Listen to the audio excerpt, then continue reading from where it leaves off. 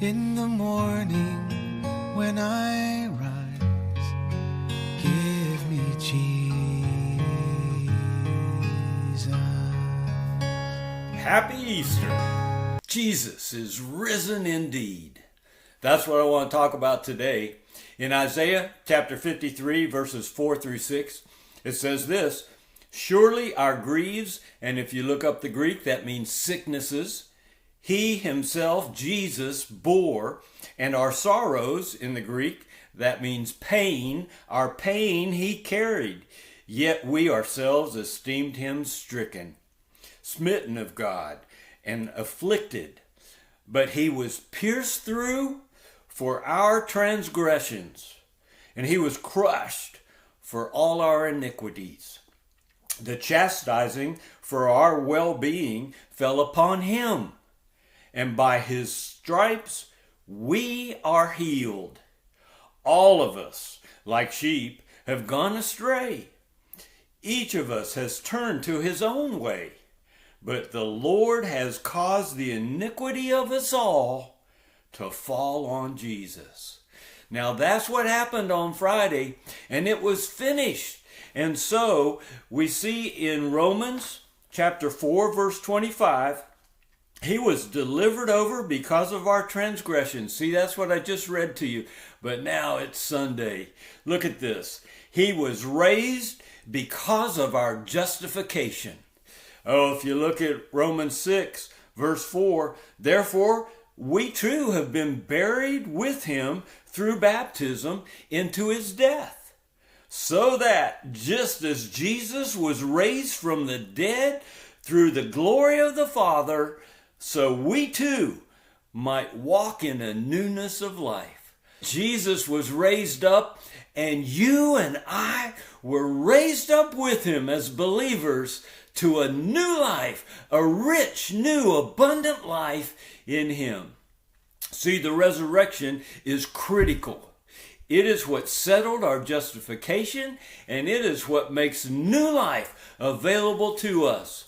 Paul said that in 1 Corinthians chapter 15, where he said this, verse 14, if Christ has not been raised, then our preaching is in vain, and your faith is also in vain. The resurrection of Jesus is critical. Verse 17, if Christ has not been raised, your faith is worthless, and you are still in your sins. Oh, it's critical that we see that Jesus was raised from the dead, because our justification rests on that. Our new life, abundant life, is dependent on Jesus being alive today. So, what did Sunday look like? I'm in Matthew chapter 28. I'll start in the first verse. Now after the Sabbath, as it began to dawn toward the first day of the week, Mary Magdalene and the other Mary came to look at the grave.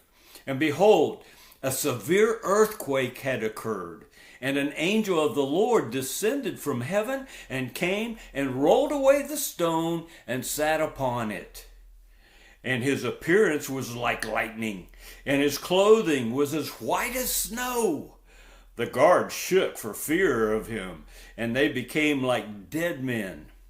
Well, the angel said to the woman, do not be afraid, for I know that you are looking for Jesus who has been crucified.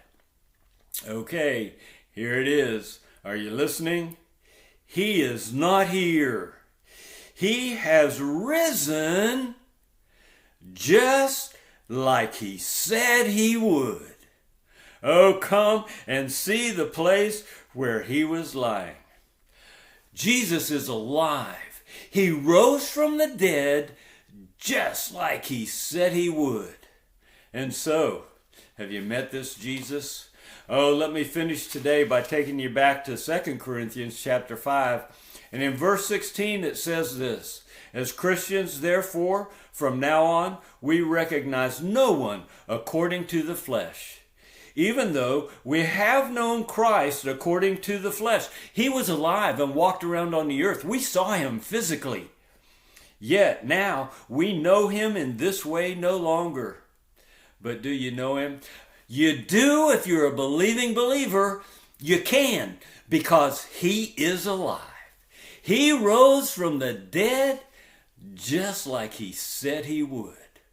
Oh, behold the risen Christ. He is alive, and we are alive to new life in him. God bless you as your spirit man has been made alive so that you can interact and rest with this alive Jesus who is with you today.